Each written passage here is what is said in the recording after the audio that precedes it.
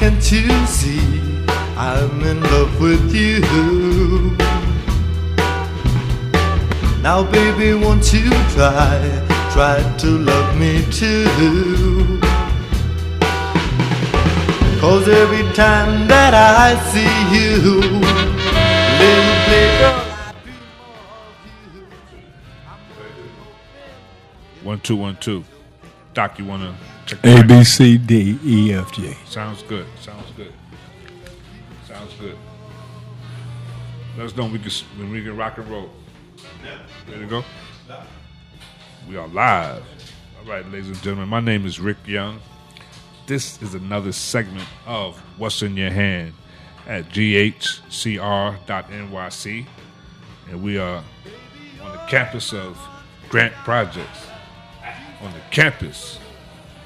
It's about learning, it's about education, it's about moving to the next level, and it's about using your God-given talent, what's in your hand. And I have a gentleman that has used what's in his hand. Fashion designer, musician, veteran, doing many great things. And I love your outfit there. I'm not hearing myself on the mic, Doug. I'm hearing music. Yeah. Our engineers are getting things together here. Test, yeah, good. Yeah. It was only music in the background, Rick. That's Doc, all it how was. are you feeling today? I'm feeling fine, man, and I'm really glad to be here. Thank you for inviting me. Well, thank you for being here. Yeah. As I was saying, I like the outfit that you have on today. Is that a part of your fashion? Yes, it is. Fashion It's design? couture. It's American couture clothing. It consists of mud cloth, which is a cloth that I get from different parts of Africa, and it has a long tradition of. Well, some people would say when this cloth was being woven, the Europeans was wearing animal skins. Okay, so how did they get at the top of the fashion industry? Wow. And we the ones that had the long history of weaving materials and things of that nature. And it's 100% cotton. So that's another nice piece about it. But thank you.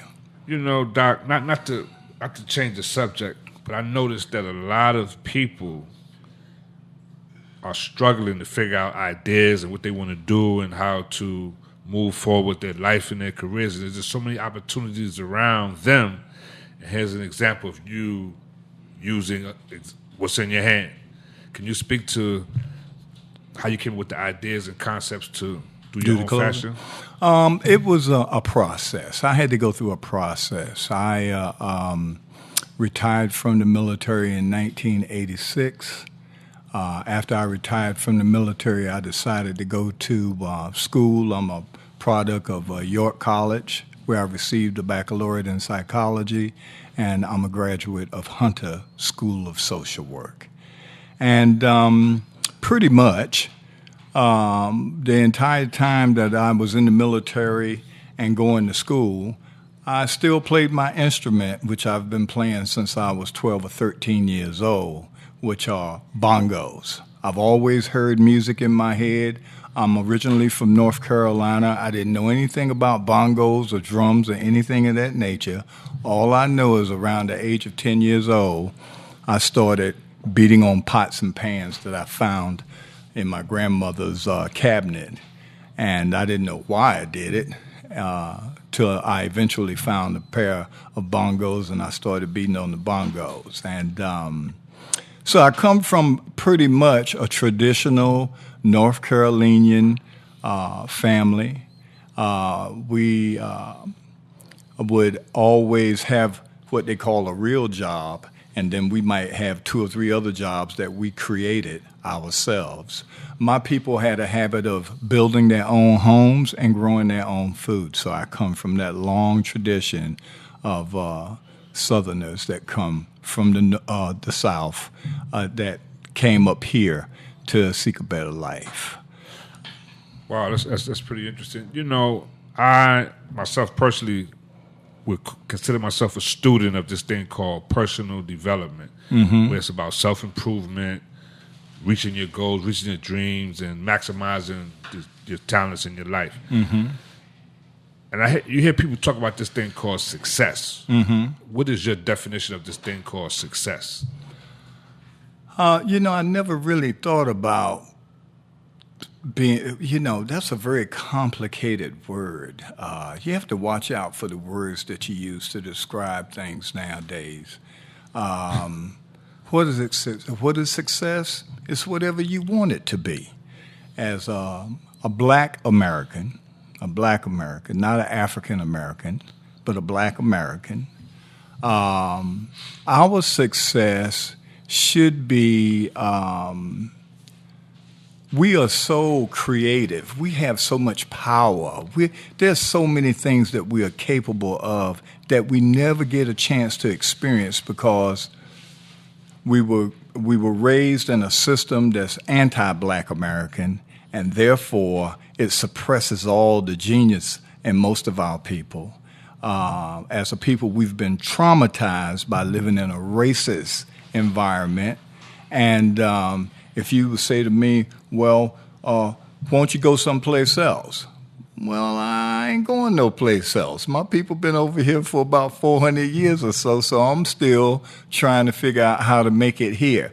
After I served in the military, worked various jobs, and finally, for the second time, was able to retire. I ran away from I feel like an escaped slave, like I ran off the cotton fields. I had an opportunity at this late stage of life to go for myself.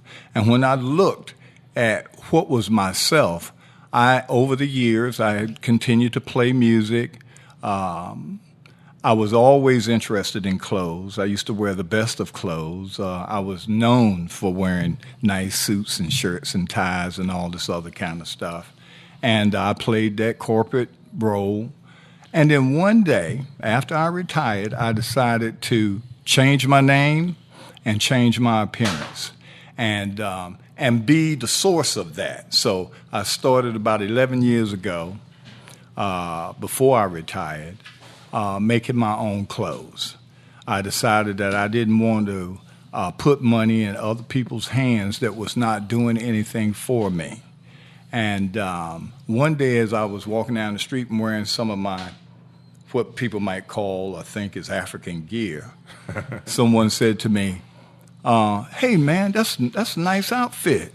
How many times you been to Africa? I said, well, I've never been to Africa. He said, you never been to Africa and you look like that? I said, yeah. I said, well, you look like a world traveler yourself. How many times have you been to China, the Philippines, Japan? He said, I've never been to those places. I said, well, that's whose clothes you wearing. That shirt was made in the Philippines. Them pants was made in China. And so I wouldn't just assume that you went to these places just because you have those clothes on. You understand? For me, the designing piece and the music is really about ownership. Black folks in America need to own things and not be ashamed of it. And we need to own things and compete with other people who have been living off of us and our desires for a long time. And this goes all the way back to Malcolm. Malcolm used to, Elijah Muhammad used to say, hey, we should build for ourselves and deal with each other and that kind of thing. And that's where the concept of the clothes come from, doing for myself, hopefully being able to employ some people one day from the neighborhood to work in a factory that I might be able to set up one day. That's what it's all about. You know, me being a boxer, I would call that the excellent counterpunch that you came back with. Excellent counterpunch. How did you come up with the name Doc Bongo? Well, my mother called me Doc, and I've been playing bongos. I mean, it was very unusual to not see me with a pair of bongos. And I was always playing bongos. I ended up playing for many, many years, more than 20 years, out in the park in Prospect Park in Brooklyn with the rest of the drummers. And what happens is that I have a couple of sayings. First of all, slap music came before rap music. There was a time when we used to talk with the drums.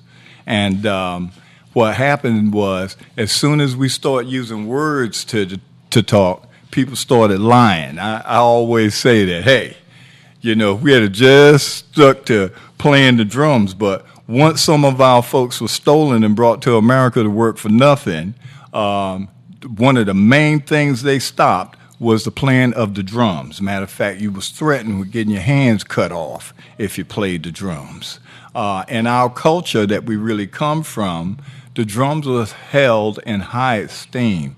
Some of them even had their own huts. There was sacrifices and different entities that people thought possessed the drums, and that not only could we speak with the drums, but it was also a community piece of playing the drums, that kind of thing. So the Doc Bongo, my mother called me Doc. I played the bongos, and then finally everyone else started calling me the Doc Bongo. And so once I retired, I decided that, well, I've lived the life of the other life. Let me live the life of the Doc Bongo now. So I went and I changed my name legally. That's the Doc Bongo is on my Medicare card, my driver's license, and the whole 9 yards. I am the Doc Bongo now. No one else is named to me. I feel proud about having my own name. And when I was doing trading to get the mud cloth, the brother that was the source of the mud cloth, I was asking him to give me a fair price, and he said, "What's your name?" And I said, "My name is the Doc Bongo." And he said, "You lucky, you better not have come up in here with no European name trying to buy some mud cloth." And I ended up getting a nice deal just because my name is the Doc Bongo. So it's I had a chance to rebuild myself. I actually have a company that's called Reimaging, and I truly believe that at any point in your life that you could change your image, your beliefs, and your desires at any point in your life. And there's a process to do this. And as a social worker who was trained as a psychotherapist, I know that for a fact that it is possible to change your life and turn your negatives into a positive and make it work for you. You're actually in the bakery looking for bread. You in the bakery and you running around looking for bread. I used to wonder, why did I buy all these shoes? Why was I so interested in clothes and things of that nature? Did I have a desire to just look good? Well, I was raised to look good. That was falling in my family. My family, I come from those people where the men used to wear their pants above their navel. They was high up here, like that, and clean, shine shoes, white shirt. That's the group I come out of, you know. And so I always tried to be clean, and being a service person, you learn how to shine your shoes and stay clean in your uniforms and things of that nature. So I just took it to another level. I was already in the bakery. All I had to do was make my own bread. So I started making my own bread by making my own clothes. And what is slap music? Slap music is the drum. When you slap the drum. That's why I say slap came before rap. You understand? Because we used to talk with the drum as opposed to saying anything. And when you don't say anything, when you don't use the language, then that prevents people from lying. It's hard to lie when you're talking with a drum. You can't tell no lies. So you could literally communicate with the drums. Sure, you hear it all the time. That's what our music is based off of. That's what our music is based off of. My style of music is called jokes, lies, and stories. You can see my most recent performance on YouTube is the Doc Bongo Live. That's all you have to type in is the Doc Bongo Live on YouTube. The clothing line, the website for that is called therealmud.com. You could click on therealmud.com and see my wear and see the different outfits that I have. And even though I focus on men, I do make women's clothes. Mm-hmm. How does young people take to the drums? How they embrace the drums? Well, we're living in drumming, a different bongos? society now. The Matrix has kind of like taken away the real stuff, and everybody's with the phone, the iPod, the iPad, the computer, and that kind of thing. Playing the drums to me, especially I'm a hand drummer, I play the bongos with my hands, is probably the best sex you can have, the safest sex you can have, because it's skin on skin. The skin on your hand is hitting the skin on the drums. And so it's a clean thing. There's a therapy that is used with the drums, drum therapy, where people with anger issues, hypertension, and things of that nature can play the drums, and that's kind of a session of playing the drums could kind of relax you, and that works as a therapeutic piece. Do you teach classes? I used to. I used to not only teach classes, I used to see people on an individual basis as far as folks that wanted to change their image or try to get rid of some of the negatives in their lives. And like I said, for about 18 years, I saw soldiers for the government that were coming out of the combat zone and their families to try to get them to readjust back to the community. Most of them suffered from PTSD. But after I retired for the second time, I became very selfish. I'm living a very selfish life right now. I figured that at this age, I should be able to do only what I want to do. And the fact that I'm at this age, I don't have to explain myself to anybody. So I decided, as opposed to dealing with individuals, to try to reach a broader audience. And so my clothes and my music is an attempt to reach a broader audience. And that's what I decided to do. Well, I would like for you to explain this. You used to work out with Moses Powell. Yes, I worked out with Professor Moses Powell. What happened was that, you know where the Whole Foods is on 125th Street? Yes. One day I was standing there as a young man, and I saw a guy in a black suit with a white shirt, and he was talking some serious smackdown. Uh-huh. I listened to him, and at my young age, whatever he was saying was making sense. After he finished speaking, he said, "Now, if you want to hear some more of this, walk with me." Well, I didn't know the guy, so I wasn't going to be walking with him, but I did walk behind him as he walked towards 116th Street. As I was walking behind him, people were passing him and say, "Salaam alaikum, Brother Malcolm. How you doing, Brother Malcolm? Is everything all right, Brother Malcolm?"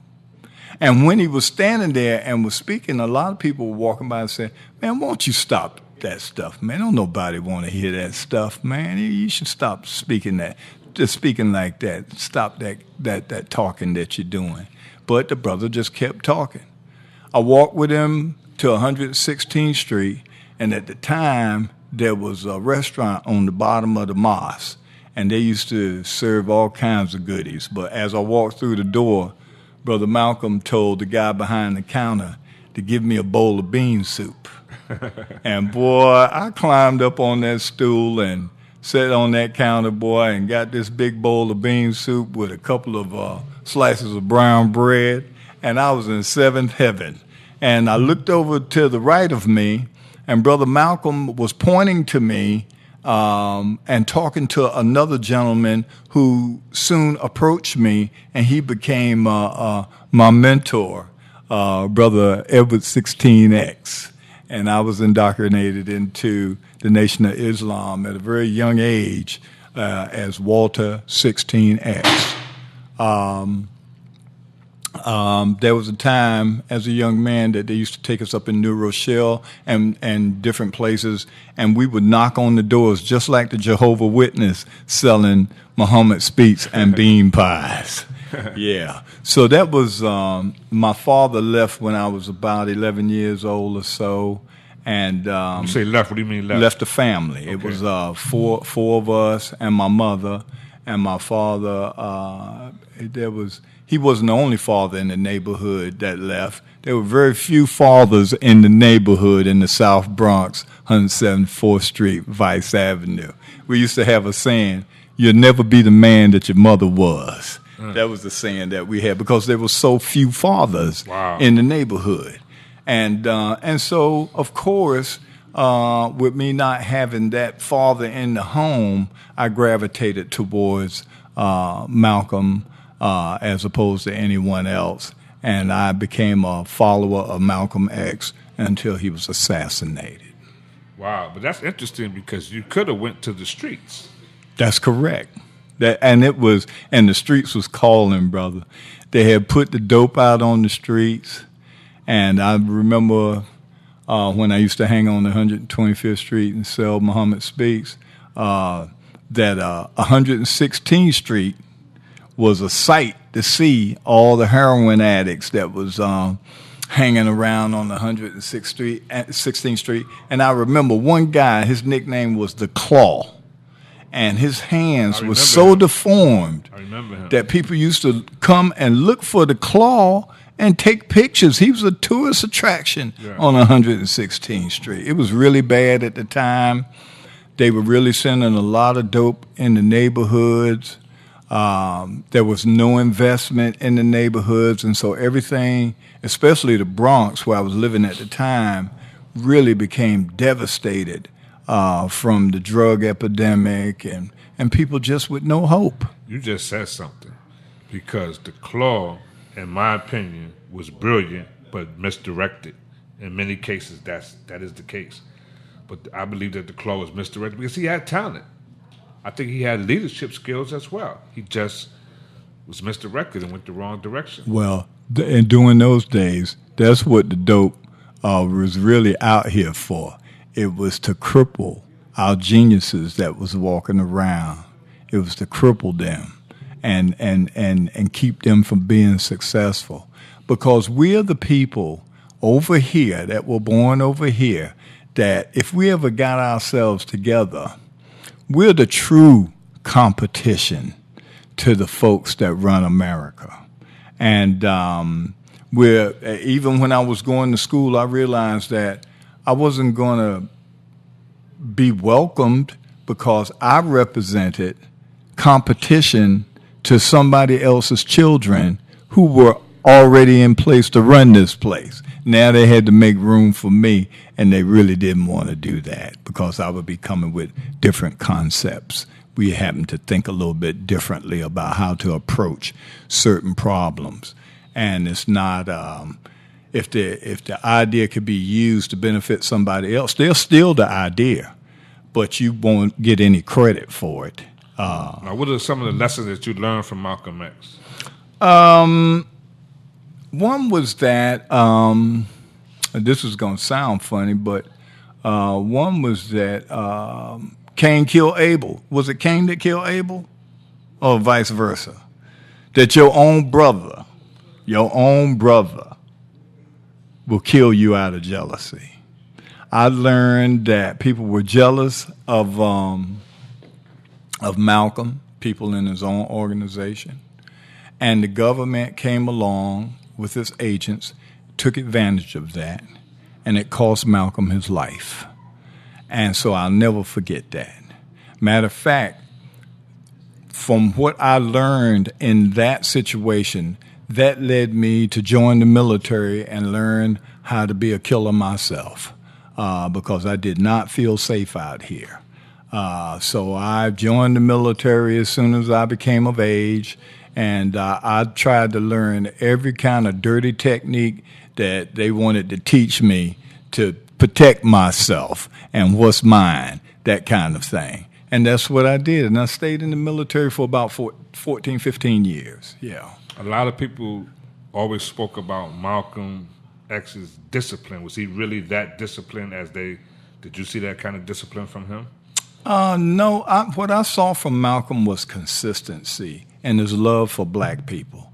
I would even go as far to say, and his love for people, period. That's what I learned from Malcolm. And I also learned from Malcolm that as a black man, as soon as you can become conscious of who you are, you should take a stand, even though it's not very popular to take a stand and have some strong beliefs, even amongst your own people. Well, a lot of people are not finding out who they are. What did you say? A lot of people are not finding out who they are. Right. Like, who are we? I mean, that's the big question. Like, who are we? I was explaining to a brother earlier that democracy can be put in a mathematical formula. And part of that mathematical formula is that there has to be a downtrodden group in the formula of democracy. And guess who that downtrodden group is? I mean, the civil rights movement was really meant to help the black people here in America to catch up with their counterparts. But everybody else came in and jumped on the civil rights movement. And right now, we're living in a time where there's no respect for black men. None. We don't own anything. They shoot us in the street. They don't even talk about us. When Nancy Pelosi regained her seat of power, she approached the microphone and said that her main objectives were getting Trump out of office, breaking this thing down so that everyone could take advantage of the American dream and the LGBT community. She didn't say anything about the black man of America who's been shot down in the streets, no one going to jail for that, and just nothing. We were not in the process. We were not part. Right now, we are not part of the political game here in America. They don't even mention anything about black men. Nothing. So what is it going to take for black men to stand up and be counted for? That's a rough take one. their place of what they're supposed to be in this world. That's a rough one because I've had my own journey, and based on my own journey, there's a lot of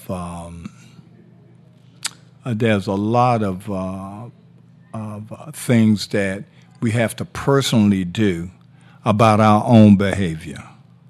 Black men have to check their behavior, and not only check their behavior, maybe they have to go as far as apologizing to some people for their behavior, like really, really straighten up and think of the children, their children, and what they're going to inherit out of this earth. We have nothing that we're doing that where we could do for self. Mm-hmm. Yeah. I've heard people say, well, the basketball players and the athletes, they should give some of their money to help their people. Well, the question is, who are your people? Are you my people because you look like me? You might look like me and really want to be white and act like that, and you might promote white. We have black Republicans that could really run it down to you and almost convert you to be a Republican if you really listen to them, because they see themselves as Americans, and so they just jump right on it and they leave the black part out. You give a guy a suit and a title and, is he black anymore? Give him an education. Is he black anymore? Give him a Bentley. Is he black anymore? I mean, now he's a businessman. You know, he graduated from Princeton. Are you black after you graduate from Princeton? So we have some real personal problems about identity, self-identity, that comes from the brainwashing that we've been subjected to for over 400 years. So earlier we talked about this word called success. I want to go back to that. What are the keys to achieving success? On the raw side, I think success is if you get a chance while you're living this life to do the things, the positive things that you really want to do, self-employment, raising a family, being able to take care of your children, that's success to me. I think that we've moved away from enjoying the simple things and seeing them as successful. I got out of my car the other day, which is a Chevy, and there was a brother driving a Bentley, and we pulled up at the same time to where we were going. And I was thinking, wow, he spent all that money for that car, and I'm in a Chevy, and we got to the same place at the same time. Did he really need that Bentley? Well, if he worked for it and he wanted a Bentley, yes, he should have a Bentley. You can't say to him, well, look, man, you should take some of that Bentley money and buy you a Chevy, and then take the rest of that money over that you would have spent on the Bentley and open up a store or something in the black community. Yeah, he should probably consider that. But he's living his life, and usually when you get to a certain point, you're well educated or you have a lot of money, you lose the power of listening sometimes. You don't hear as good as you used to when you was poor. So, success is, to me, is making as many people around you as happy as they can be. But what are the keys to being successful? Well, I think that you start with a real serious self-assessment. Yeah, you got to check out yourself. If you don't know yourself, if you don't love yourself, you're not going to be able to do anything for anybody. That's one of the keys of being successful is first a self-assessment. Examining yourself is a very, very complex situation. Most of us, I would suggest, most of us should go to a professional that look like us, that has been trained to deal with conscious or unconscious behavior, and seek assistance, as to what inner demons you might have to deal with before you go out on the road to success. Remember now, my basic thinking is that you're in the bakery looking for bread. So as far as I'm concerned, just being alive and where you are, you're successful right there. Well, the first thing they're going to say is, why should I talk to somebody? I'm not crazy. No, this has nothing to do with crazy. That's what they would say. No, this has nothing to do with crazy when you sit down and talk to somebody. That's a bad view as far as counseling or receiving counseling or receiving assistance for mental health issues. That's a bad face on that part about being crazy. I mean, like, what does the word crazy really mean? Let's go back to where some of it came from. Like, for instance, the father of mental health, a lot of mental health issues.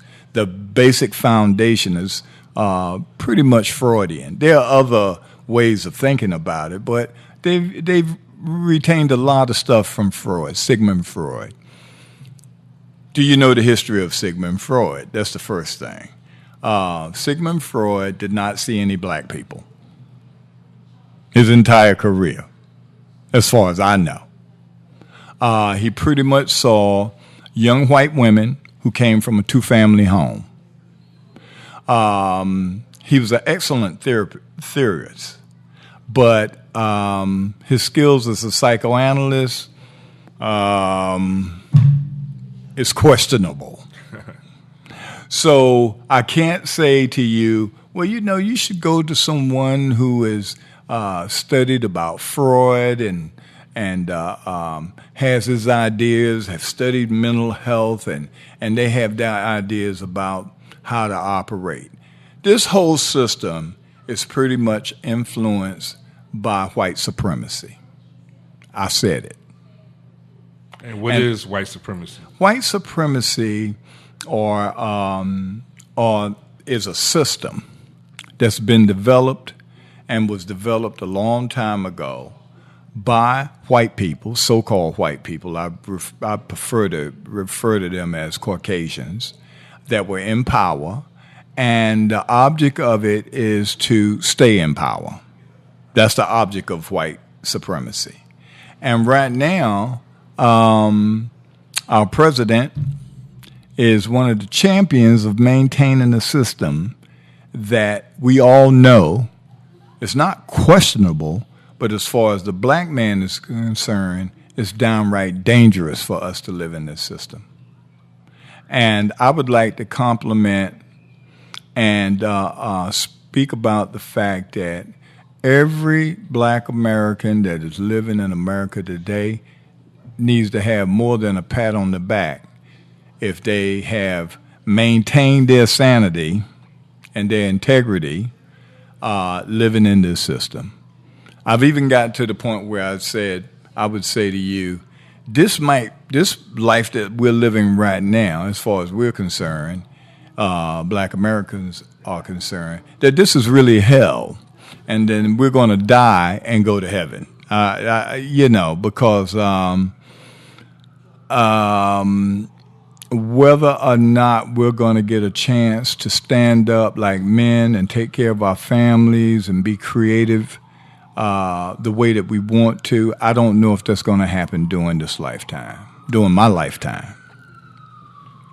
So you were saying the steps of being successful is one of the steps, like I said, is a self-assessment. Not only physically should you be checked out, you should really go to the doctors, if you could trust them, and get physically checked out. But you also need to assess your spiritual piece. I mean, some folks say that the spirit will never die. So this physical life is temporary. And you're not going to take anything with you. That's guaranteed. You know that this is going to happen. When I go to the doctors, and I end up going to the doctors a lot for different procedures that are kind of like regular procedures, checkups, especially at this age, I don't see any black men too tough in the doctor's office. Yeah. And I'll be wondering, are they waiting for it to turn red, black, and green before they go into the doctor's office? Or what's happening here? Mm-hmm. Because everything is based on your health. So you need to assess your health. You need to assess your spirit. Think about your past performances, how you dealt with people. If you have children, when was the last time you spoke to them? When was the last time you told your son or your daughter that you love them and made them feel secure, regardless as to what may be going on with your mate? When was the last time you've done that?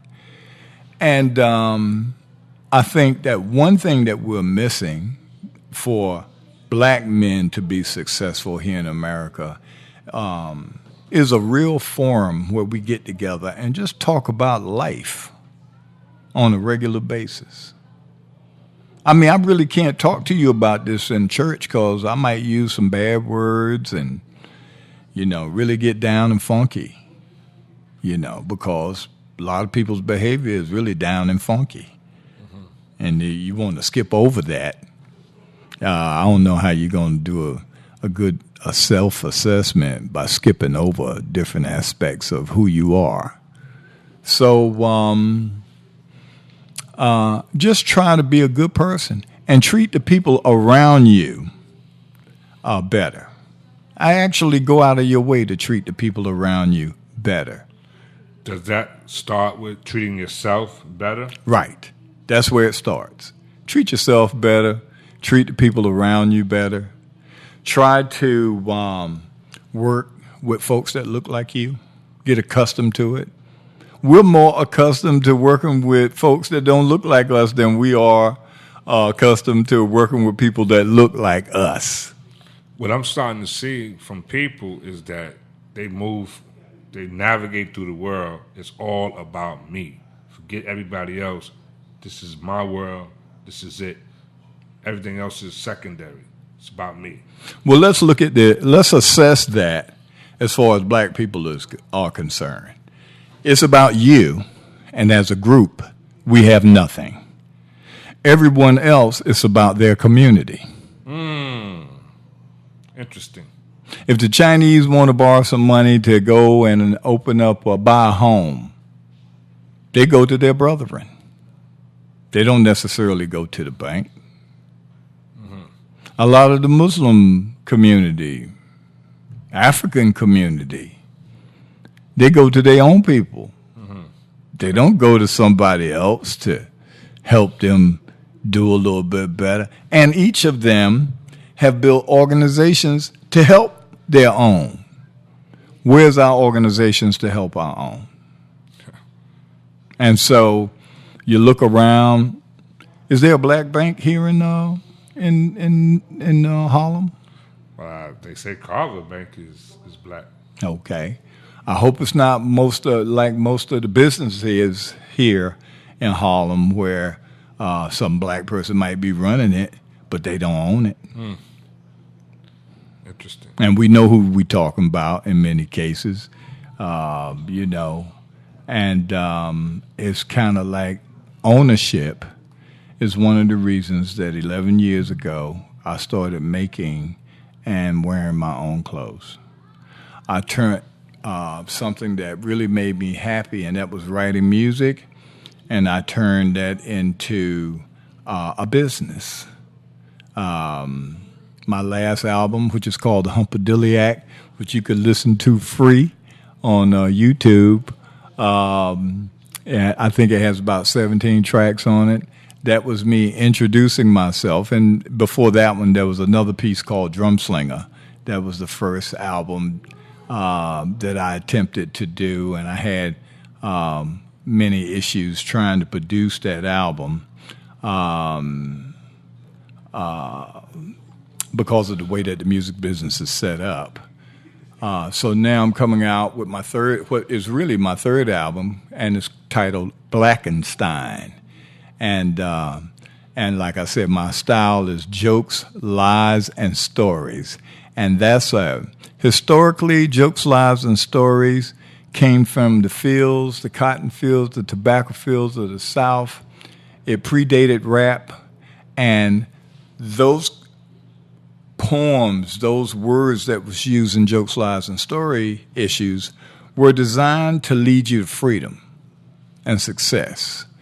And so somewhere in the mix, that message was lost on what came out of it. Not down in rap at all, you know. Well, first of all, it's funny that you said predating rap, because rap goes back a lot further than the rap that we know today. It goes way back. Yeah, Zora Neale Hurston was one of the first people that wrote about the Southern dialect, jokes, lies, and stories, the stories that were told and things of that nature. You see, what happened is that we weren't allowed to congregate and discuss things.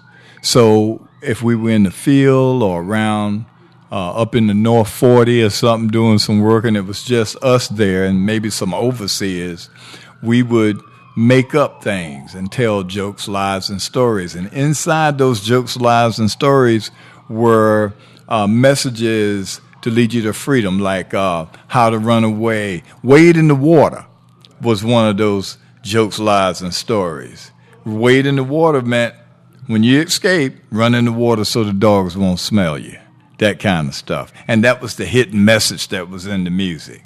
Now, there are some people that say we weren't bright enough to come up with these kind of ideas where we would hide messages in songs and poems and things of that nature. I have a tendency to disagree because I've been doing it for some years now. Mm-hmm. There's a lot of different messages in my music. Even the instrumental pieces that have no words in it is really designed to relax you, put you in another conscious state of mind. Speaking of conscious state of mind, I was listening to a motivational speaker last week, and I heard him say something that really been stuck with me since I've heard it. I've been sharing it with different people. I'm going to share with you and see what you get from this quote. And the quote goes like this: stand guard at the door of your mind. Oh, yeah. You better. What becomes present for you when I say that? It means that there's a lot of information you're going to come in contact with in this lifetime. A lot of information. How do you determine what information is good for you and not good for you? How do you determine that? And so you do have to stand guard as far as the information that you receive. And nowadays, with the computers and the phones, which is a computer, we have access to a host of information. A host of information. What are you going to do with all that information? And I just found out yesterday, because the name of my clothing company is called Bogala Ana Bogala, which means mud to mud, basically. Man come from the mud, he goes back to the mud. And that's a truism, you're going back to the mud. I just found out the other day that the word Adam in Hebrew is defined as being earth. Okay. Some people said that his name meant mud, but most of the dictionaries from what I read, it meant earth. So we come from this earth. Everything, our bodies are really like the earth. Well, I think our bodies are 70% water, and so is the earth, something of that nature. All the minerals that's in the earth is actually in our body. We are the people of the mud, the earth. And if you're someone from the mud and the earth, you wouldn't want to destroy the earth at all. But the earth is slowly being destroyed by somebody that's in charge. Interesting. Yeah. So am I to take that the people that's destroying the earth, they really not from the earth? That's why it's so easy for them to destroy the earth? Or are we actually living with aliens? We don't know. You don't know what's going on. All you know is that this thing is out of control. There's not a lot of love for you, especially if you're a black male in this country. And people want to put labels on you as much as they possibly can. They see you, they automatically think that the stereotypical thoughts about you. And lately on the news, they've actually been painting the profile of a black man, saying that we have limited money in the bank, that we most of us, a good portion of us, are prisoners here in the United States, actually locked up and run, and the byproduct of the product of a unjust prison system, And I see the young men walking around, and like one of my nephews, after he graduated from college, he had to go to somebody else to look for a job. I didn't have a job to give him. I really felt that one. I really felt that one, We spoke earlier about Moses Powell. You worked with Moses Powell. You worked out with him? Yes, Moses Powell was my first sensei, and he was also the instructor for martial arts with the Nation of Islam. That's how I started, that kind of thing. And then as the years went by, I had different teachers. My, I would say my teacher now, my Shidoshi now, is Ron Van Cleef, who lives in Hawaii at this present time. And we are in constant contact with one another. He was also a student of Sensei Powell. The martial arts, I grew up during the time where they used to show the movies on 42nd Street. You can get 5 movies in for a few dollars.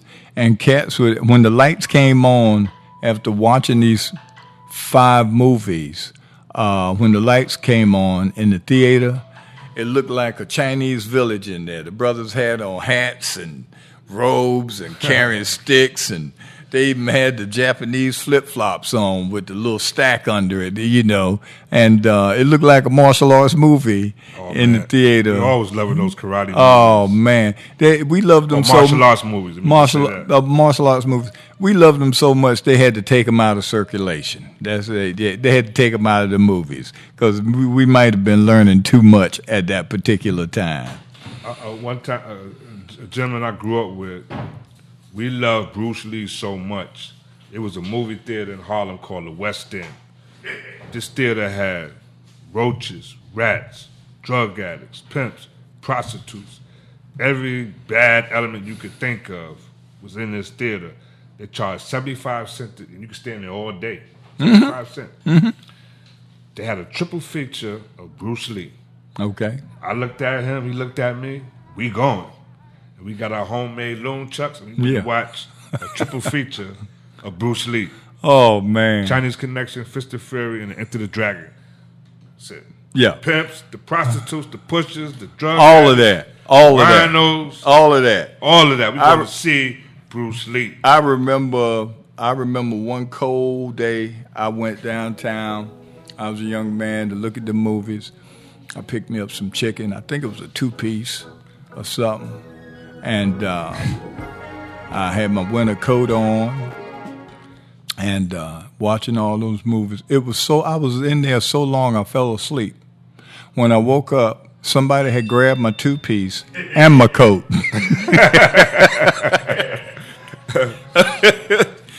We were almost at the end, but speaking of movies, I mean, Ron Van Cleef did a movie, The Black Dragon. He just did one with the ex-football player, the Hammer, and it's called Fred Williamson? Yeah, Fred Williamson. Ron Van Cleef, and a host of other people just did a movie called Snow Black, I think it is, and it's coming out on Hulu or Netflix or one of them. But before we go, I got to give big ups to my partner who was supposed to be here with me today. His name is Big Boggs. He's Big Boggs Entertainment. He's a bass player, and you could check him out playing with me on YouTube under the Doc Bongo We're going to do Live. this again because it's a whole lot that we didn't touch. Because one time a gentleman I was doing some work with named Radu, he was friends with Ron Van Cleef. Right. And we did something in, it was a mall area down in the 50s. And so Ron Van Cleef was working out with these big, strong gym guys, right? And I'm watching this. I see this. No one told me about this. These eyes right here seen it. And let me tell you, he was throwing these guys around like rag dolls. Well, I was with Ron Van Cleef and that brother, Radu.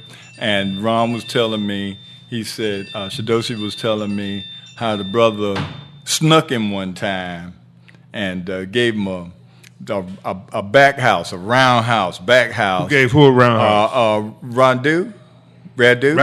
Radu gave Van Cleef a roundhouse and swept him off his feet. Van Cleef fell back and hit his head, but he snuck him with the roundhouse. And as Van Cleef was telling the story, Radu was standing there saying, no, that's not what happened. And I could look in his face and I said, you did it. I could tell you did it the way you're denying it. It was so funny. They got real love for each other, those two brothers. And we meet every year for the red carpet martial arts piece that takes place here in New York City, Action Heroes. You could look it up. They have it this year. I think it's sometime in November. Okay. That kind of thing. Let me know. I'd like to know about that. Yeah. But my partner,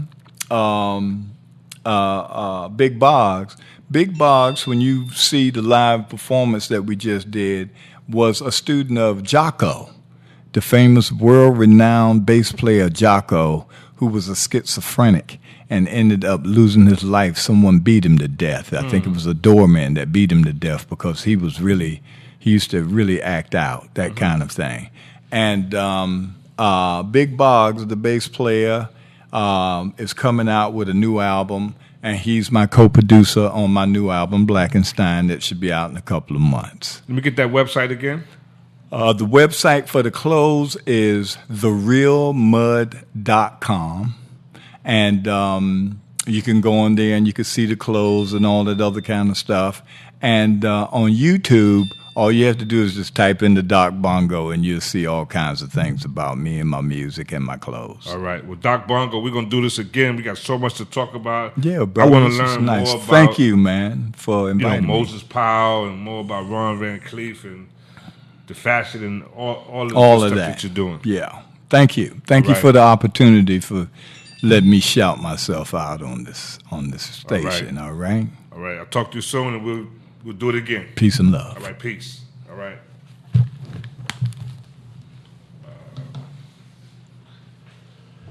I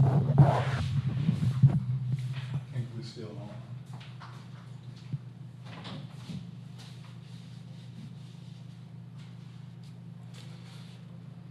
on.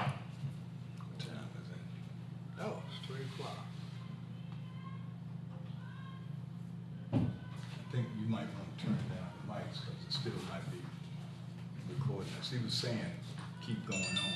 Yeah. Oh, okay.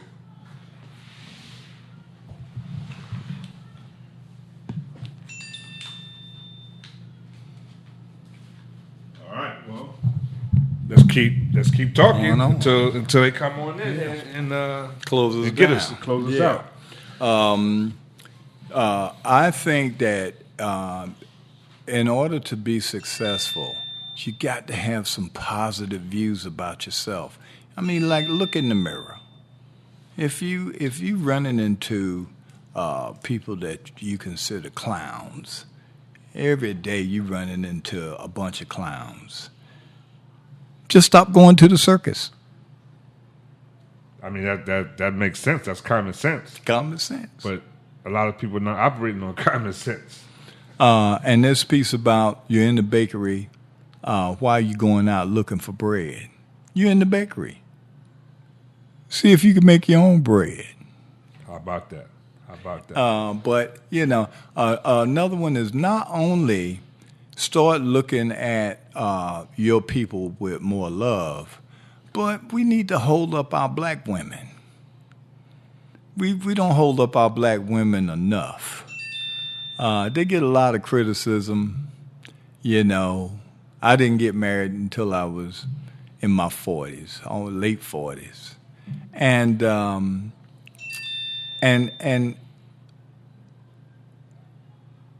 I came to this conclusion that we really, really don't hold our women up the way that we should hold them up.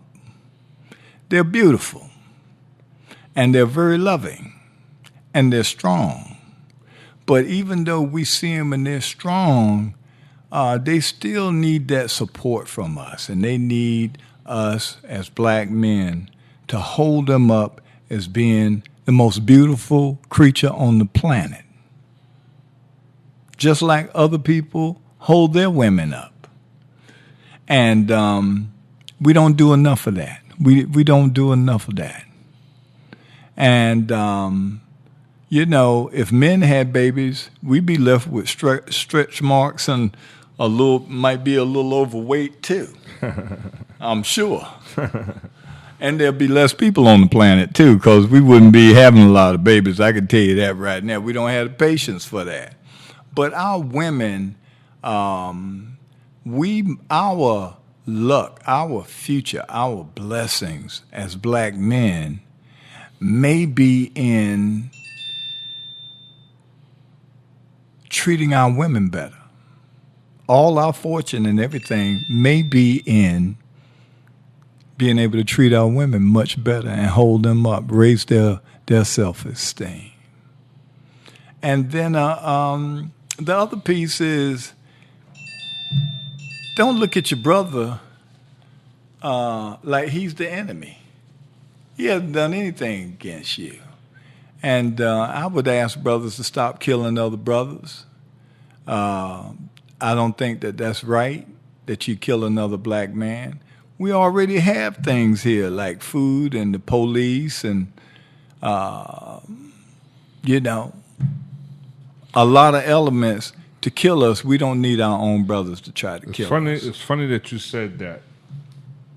I'm on the bus today. Guy gets on the bus, black guy. He says, he gets on the bus. He says, I have 7 chocolates. I got 7 chocolates. It looked like the good chocolate, too. I got 7 bars here. I'm going to give you all 7 for $4. That's what he was trying to, on the bus. So he came all the way in the back and sat by me. So I'm looking at him. He tried to sell me. I'm not interested in buying no chocolate. So I asked him, I said, do you have the keys? And he said, keys to what? I said, keys to success. He looked at me, he says, a positive attitude.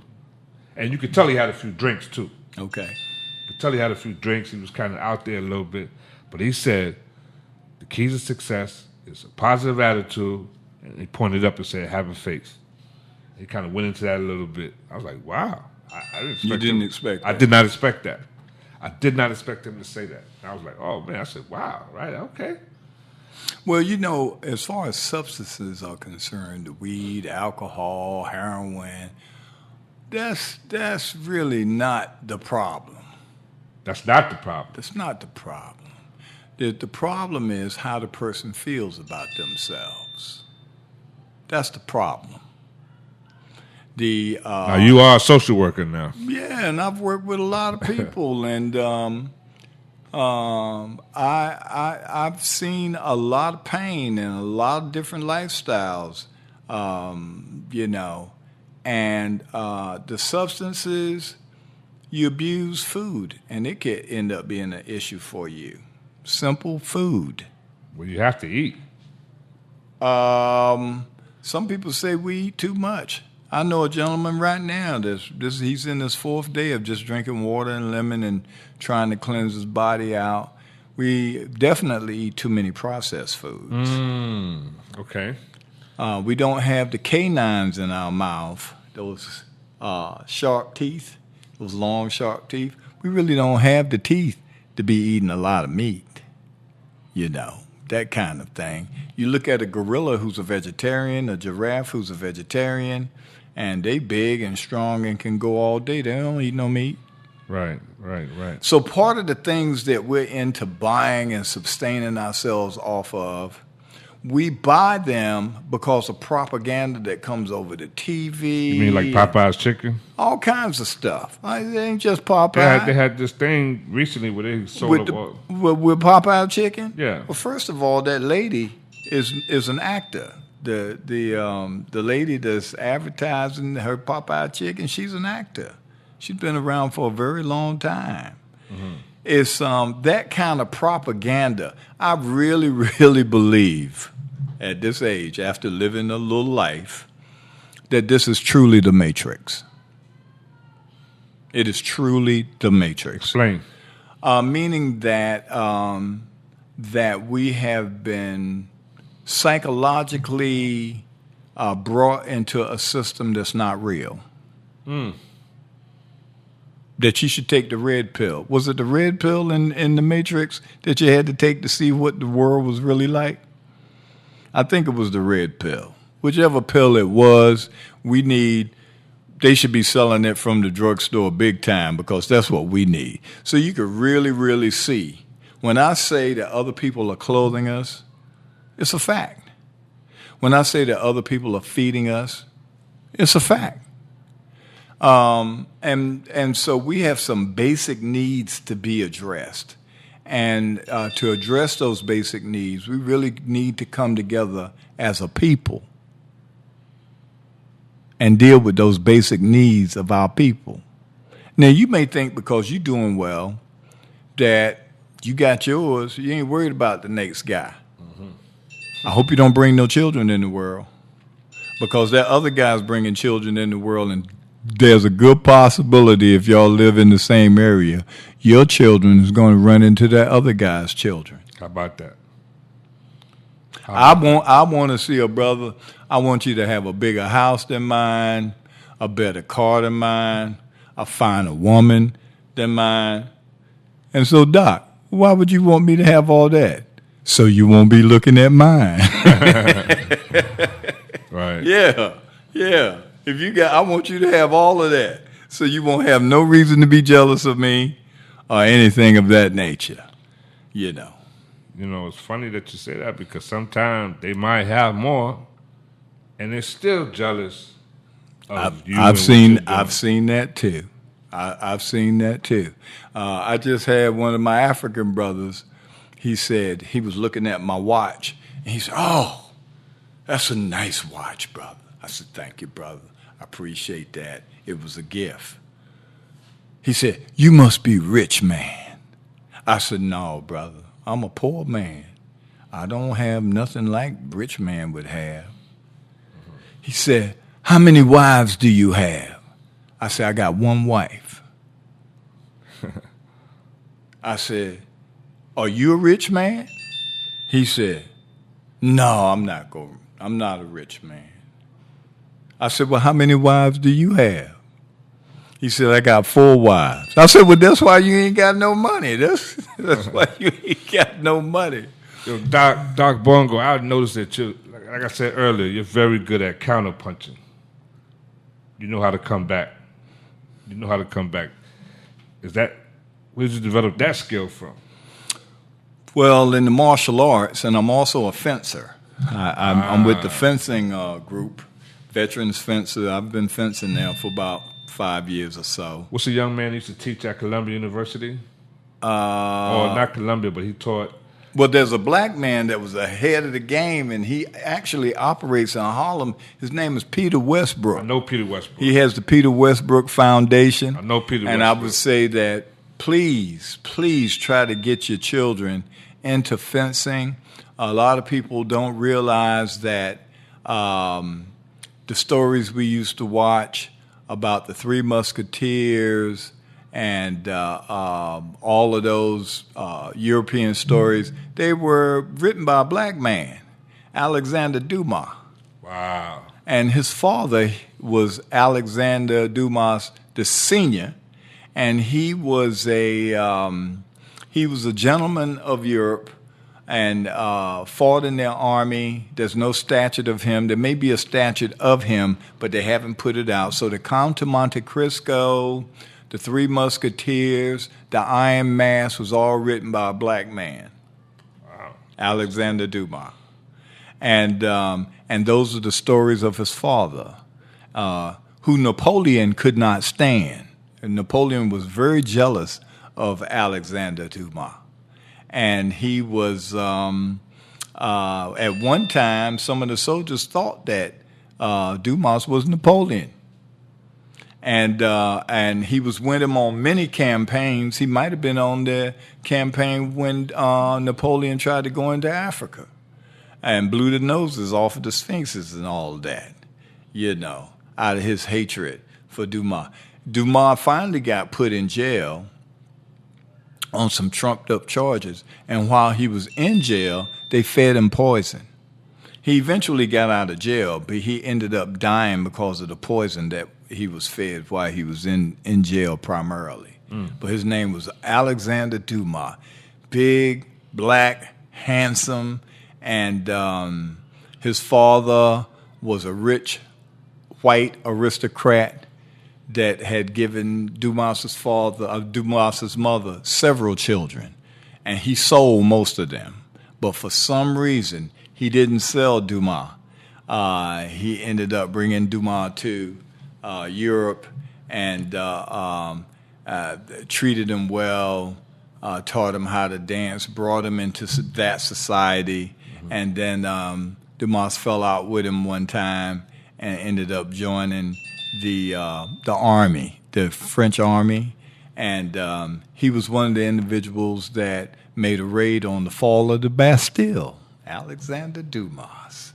And his son was the one that wrote The Three Musketeers, Iron Mask, Count of Monte Cristo.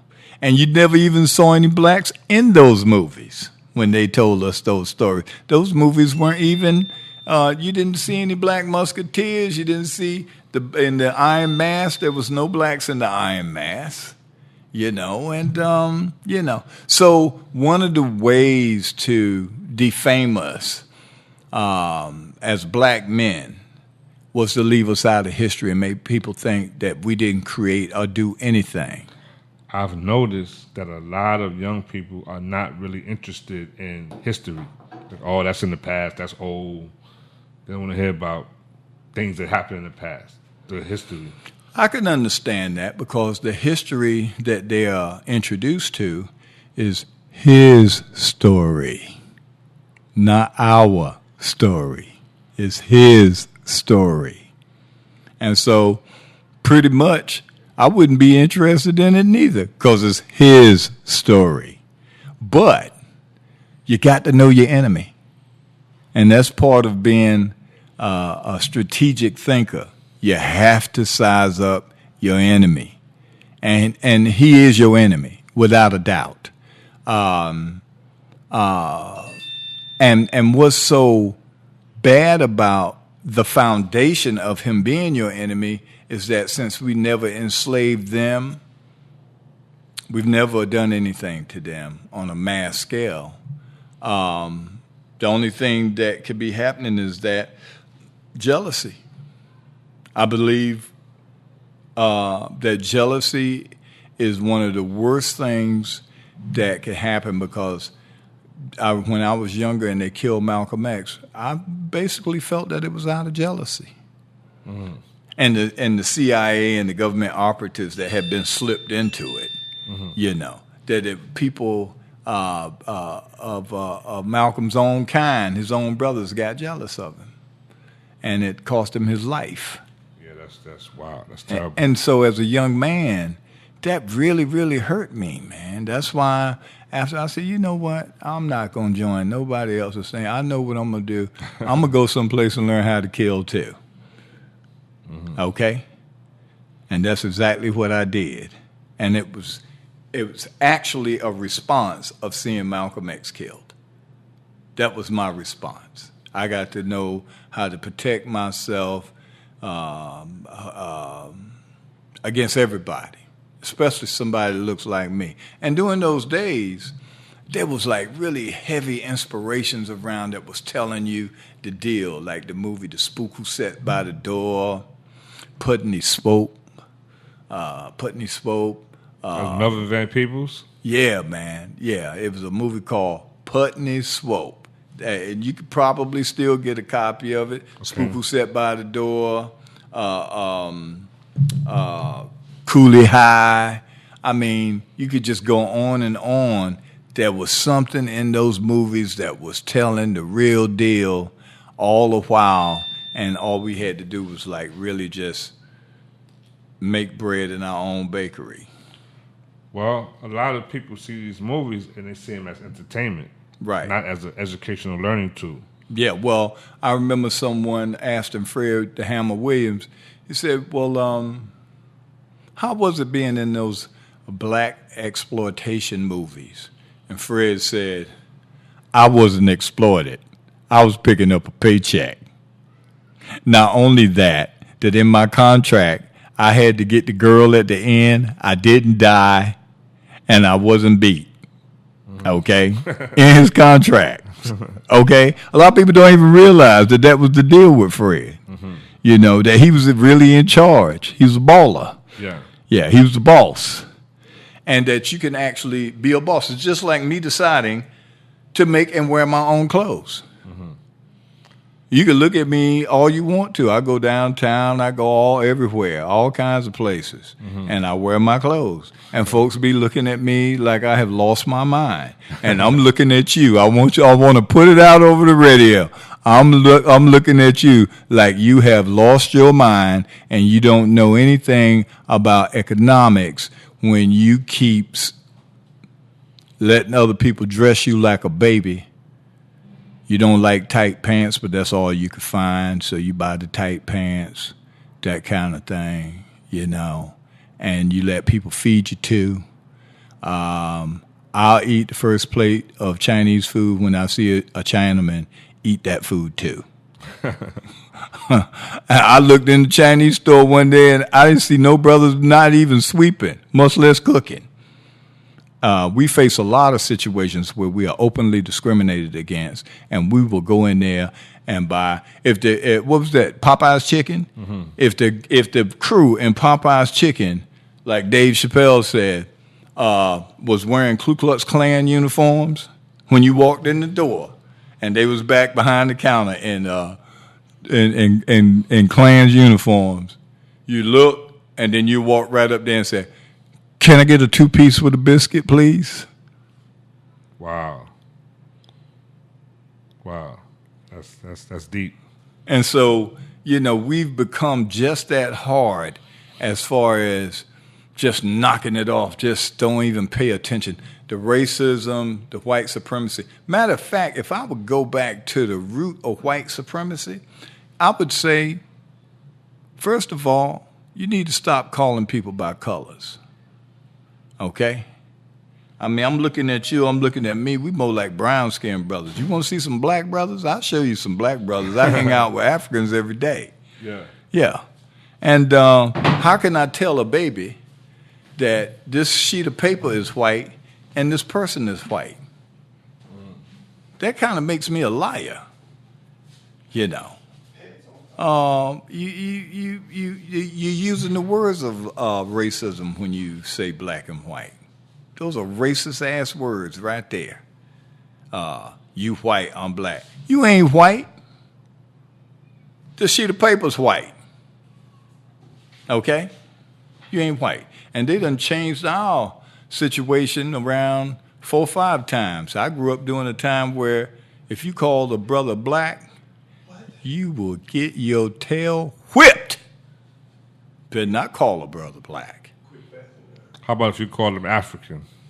You might get beat up then too, because all we had. Look, man, I was born during the time where I listened to the Lone Ranger on the radio. There was no TV, and I sat around a stove that you had to put coal in. It was a potbelly stove in Wilson, North Carolina. Huh? Amos and Andy was on the radio. There was no TV. You was either a Negro, huh? That kind of thing. You call the person Negro, they accept that. You call him Shine, you can call him Shine, huh? They accept that too. But you call him black, oh, you was in trouble, brother. That was like talking about his mama.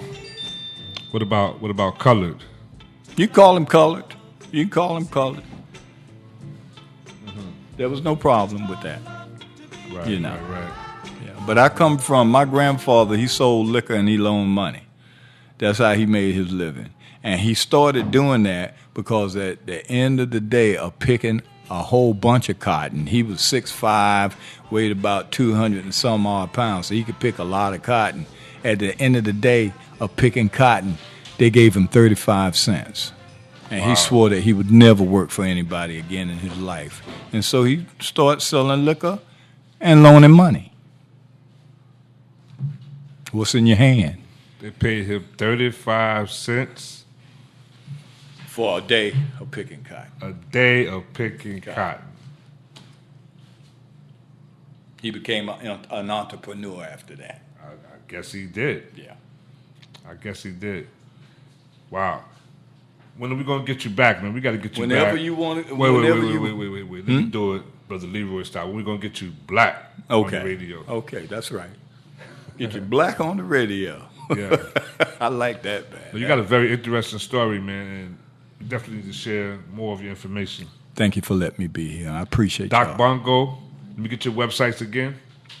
TheRealMud.com, and you could check out my music on YouTube. CD Baby, Apple Music. It sells all over the place like that. And can you dress up Rick Young also? I could dress Ricky Young. Okay. Yeah, I could put you in the mud before you go into the mud. Okay. Wow. Yeah. All right. As we get ready for Straight with No Chaser, the king, the doctor, the professor, Brother Leroy. Thank you, Brother Doug. Thank you. Appreciate Thank you, this Brother time. Doug. Doc Bongo, we're going to do this again. All right, brother. All right. Wonderful.